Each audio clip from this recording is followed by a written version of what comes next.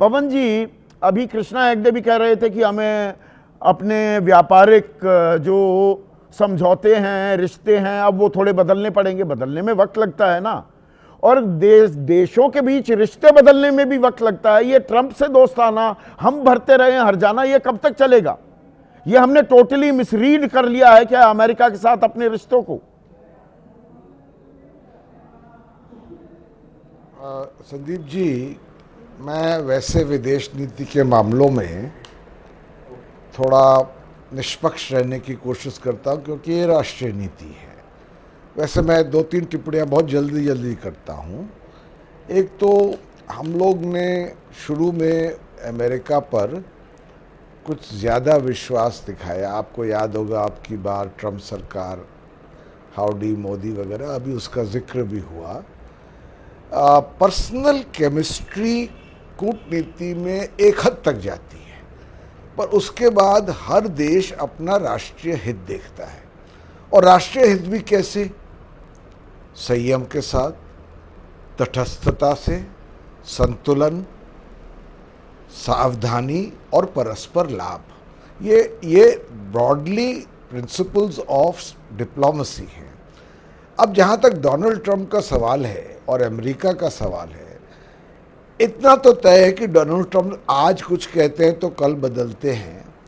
हमें अपने दूरगामी रिश्ते अमेरिका के साथ देखने हैं, और ये नहीं कि डोनाल्ड ट्रंप आज और इस वक्त क्या करेंगे। हमें थोड़ी सी दूरदृष्टि इसमें रखनी पड़ेगी। नहीं, मुझे एक second Pavan ji, sorry for interrupting. Pavan ji, sorry for interrupting. मुझे एक चीज समझाइए और दर्शकों को भी समझाइए, आपसे बेहतर व्यक्ति नहीं हो सकता ये समझाने के लिए। भाई, अमेरिका हर देश को अपने हित साधने, हम अपने साधते हैं, अमेरिका अपने साध रहा है।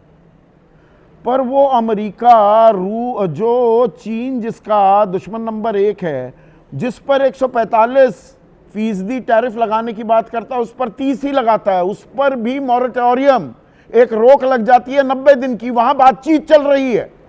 ये भारत पर ही सारा बोझ क्यों डाला जा रहा है? 50% टैक्स हम पर लगेगा। H1B वीजा 72% तो भारतीय लेते हैं, वो मार भी भारत पर ही पड़ेगी। हमें ज्यादा मार कैसे पड़ रही है? पाकिस्तान वो अमेरिका की गोद में बैठा हुआ है, लेकिन वो सऊदी अरब के साथ एक सैन्य समझौता कर लेता है, परमाणु हथियार भी देने को तैयार है। दोनों देशों में से किसी पर भी हमला हो तो दूसरे पर भी हमला माना जाएगा। वो अमेरिका से विरुद्ध, ये तो इजराइल के खिलाफ एक काउंटरपॉइस खड़ा हो रहा है ना सऊदी अरब का, इसीलिए उसे परमाणु हथियार चाहिए। हर कोई अपने हित साध पा रहा है अमेरिका के साथ, हम क्यों नहीं साध रहे? बात आपकी बिल्कुल सही है। पर संदीप जी, देखिए, ऐसा है कि ट्रंप की बातों पर एक आधार मान के विदेश नीति नहीं बन सकती। अब उन्होंने 25% और टैरिफ लगा के 50% हम पर लगाया है, और इससे हमारी आर्थिक व्यवस्था पर प्रभाव तो पड़ेगा। पर हमको ये भी देखना है कि ट्रंप कब तक है। ट्रंप 2 साल और उसके बाद अमेरिका में चुनाव की प्रक्रिया शुरू हो जाएगी। 4 साल की प्रेसिडेंसी होती है। हमको ये भी देखना है कि उसके आगे अमेरिका के साथ क्या रिश्ते बनेंगे। नहीं, तो आगे की तो सोचेंगे ना पवन जी, आगे की तो सोचेंगे। 3 लाख भारतीय हैं H1B वीजा लिए हुए, परिवार समेत मान ले लगभग 10 लाख लोग हैं। अधर में लटक गए, अटक गए वो तो। नहीं, बिल्कुल सही कह रहे हैं आप। देखिए, इसका हमारे ऊपर प्रभाव पड़ेगा, क्योंकि मैं जानता नहीं हूँ, शायद आप स्पष्टीकरण करेंगे, ये वन टाइम फी है कि एनुअल फी? नहीं, ये एनुअल फी है। अभी तो उसी में कंपनियों ने तो यहां तक कह दिया, दुनिया के जिस भी कोने में H1B वीजा वाले वापस अमेरिका आ जाओ कल तक, क्योंकि कल ये नियम लागू हो जाएगा। और रिन्यूअल पर भी हर साल 1 करोड़ रुपया देना, मतलब 88 लाख रुपए देने पड़ेंगे रिन्यूअल पर भी। तो ये इस नीति के लिए का हमारे ऊपर बहुत ही नेगेटिव, नकारात्मक प्रभाव पड़ेगा। IT सेक्टर तो हमारा मतलब टॉर्च बेरर है भारतीय इकोनॉमी का सर। अगर मैं कहूं, गलत तो नहीं कह रहा हूं, IT सेक्टर का तो सत्यानाश हो जाएगा। बस मुझे थोड़ा सा 30 सेकंड बोलने दें संदीप जी, विदाउट इंटरप्टिंग, तो मैं अपनी बात को जी एक्सप्लेन कर पाऊंगा। देखिए, अभी तक जो ये 50% टैरिफ लगे हैं उससे आईटी सेक्टर एग्जेम्प्ट है, यानी उसको माफी है। अगर कल को आईटी सेक्टर पर भी टैरिफ लग गए तो आप सोच नहीं सकते कि किस हद तक हमारी आर्थिक व्यवस्था पर प्रभाव पड़ेगा। अब इस संदर्भ में मैं कहना चाहता हूं कि कभी कभी ये ज़्यादा कोशिश करना कि हम आपके बहुत करीब हैं, हमारी पर्सनल केमिस्ट्री बहुत अच्छी है, अमेरिका तो कभी हमारे साथ गलत कर ही नहीं सकता, और अब कुछ हद तक ये चीन के साथ भी हो रहा है कि चीन जो है अब हमारा नया दोस्त बन गया। चीन के साथ हमने दशकों से विश्वासघात देखा है, पर अब चीन हमारा एक नया दोस्त बन गया है। हो गया। ये जिस तरह की तो इस तरह की जो डिप्लोमेसी होती है ना, कूटनीति, उसमें एक चीज का अभाव होता है, वो है आत्मविश्वास, अपने देश का राष्ट्रहित। ये नहीं समझना कि किसी के साथ हमारी एक ऐसी दोस्ती बन गई है जो कि सारे उसके करतूतों के बावजूद कायम रहेगी। हमको हर चीज में आत्मविश्वास और संतुलन की जरूरत है। मैं जिम्नास्टिक्स की भाषा सर इस्तेमाल करूं, हमें टाइट्रो वॉक करनी होगी, बैलेंसिंग बीम पर हमें चलना होगा। कूटनीति का तकाजा ये है, कलाबाजियां मारना, समरसॉल्ट मारने से काम नहीं चलता। आज किसी के साथ अब बैठ के अगले दिन फिर समरसॉल्ट मारकर दूसरे के साथ चले गए, ऐसे नहीं चलती है देश की कूटनीति। ये बिल्कुल सही कह रहे हैं, क्योंकि एक स्ट्रेटेजिक पर्सपेक्टिव होता है, कि रणनीतिक एक नजरिया होता है, उसमें राष्ट्रहित ही ध्रुव तारा है। बिल्कुल, राष्ट्रहित तो साधना ही साधना है। और यहाँ पर ठीक है सर, राष्ट्रहित तो साधना है विजय सरदाना, और कहा जा रहा है कि भाई सरकार राष्ट्रहित साध रही है, पर पहले टैरिफ बम, अब ये वीजा बम, दोहरी मार पड़ रही है भारत पर। तो या मैं गलत कह रहा हूं?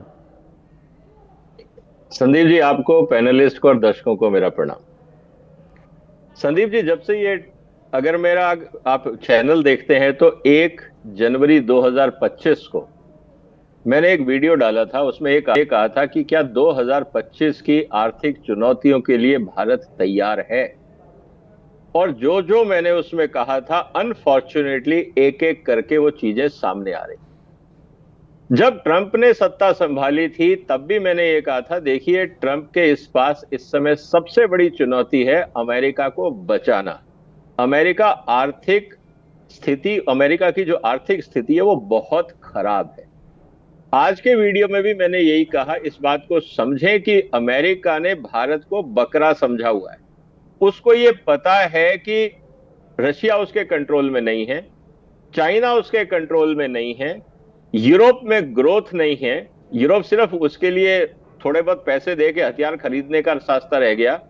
बड़ी इकोनॉमी में एक ही देश है जिसके ऊपर अमेरिका आपका अपना हक जताना चाहता है, वो है भारत।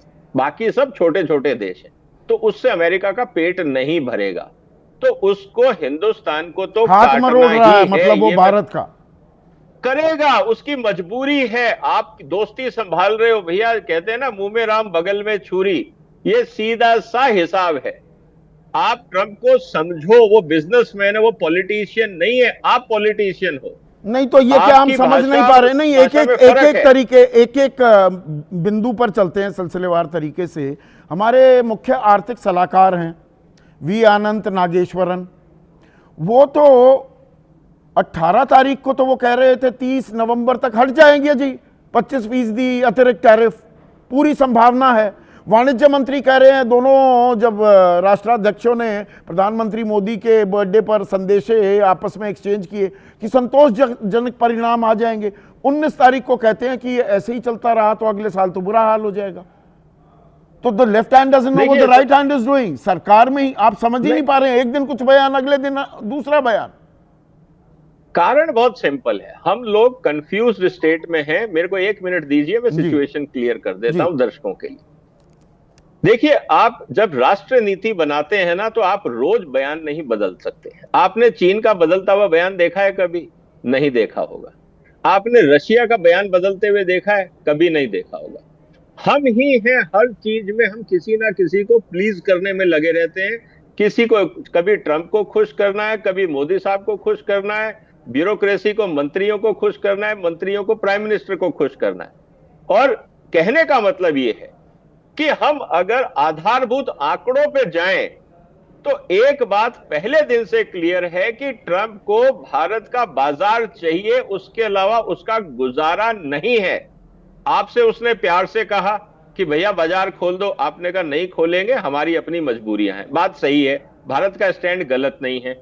जब आपको ये पता है कि उसकी मजबूरियां हैं, वो आपकी गर्दन पकड़ेगा, हाथ मरोड़ेगा, आपने पिछले 6 महीने क्या अल्टरनेट प्लान बनाए? बस अब स्वदेशी का नारा बुलंद तो कर दिया गया है, स्वदेशी कह दिया, स्वदेशी हो जाएगा। अरे यार, जैसे जैसा मेक इन इंडिया हुआ था, नहीं मैं तंज के तौर पर कह रहा हूं विजय भाई, नहीं सुनिए, जैसा मेक इन इंडिया वो 16% मैन्युफैक्चरिंग 25% ले जाना था, 12% पर आ गया उसका योगदान। नहीं, बात वो नहीं है, आप समझिए। आज कॉर्पोरेट्स भी, आप हिंदुस्तान के कंपनियों की बात कर रहे हो, हर कंपनी के पास एक कंटिजेंसी प्लान होता है। उनके बोर्ड ऑफ डायरेक्टर से पूछिए, where is your contingency plan?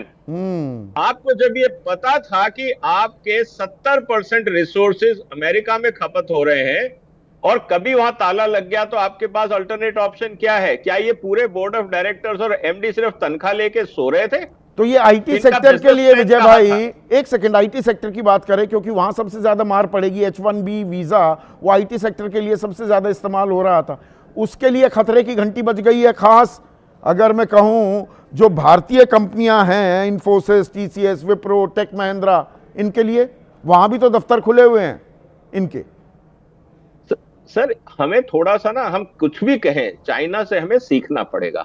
मैं जब भी बोलता हूं तो दर्शक हैं और YouTube पे मेरे खूब लोग गालियां देते हैं, कोई फर्क नहीं पड़ता। चाइना ने क्या किया इस पूरे चैलेंज को? जो H1B वीसा है ना, ये सिर्फ इंडिया के लिए नहीं है, ये सब देशों के लिए, सब देशों के लिए, पर सबसे ज्यादा 4 में से 3 तो हम लेते हैं ना। मेरी बात पूरी होने दो यार संदीप जी, मेरी बात पूरी होने। चाइना ने इसको कैसे लिया आपने देखा है? चाइना इस बात की खुशी मना रहा है कि अब हमारा टैलेंट हमारे देश में रहेगा और हम अब चाइना की कंपनियां आईटी सेक्टर में अमेरिका को वर्ल्ड मार्केट में चैलेंज करेंगी। यह है चाइना की स्ट्रेटेजी। हम, जैसे उन्होंने फेसबुक बनाया, हम अपनी टेक्नोलॉजी देंगे। उन्होंने ईमेल सर्वर बनाया, हम देंगे। उन्होंने बैंकिंग सॉफ्टवेयर बनाया, हम भी देंगे। तो वो आपदा में, आपने बहुत अच्छी बात की है, चाइना का उदाहरण देकर वो आपदा में अवसर भी खोज रहे हैं।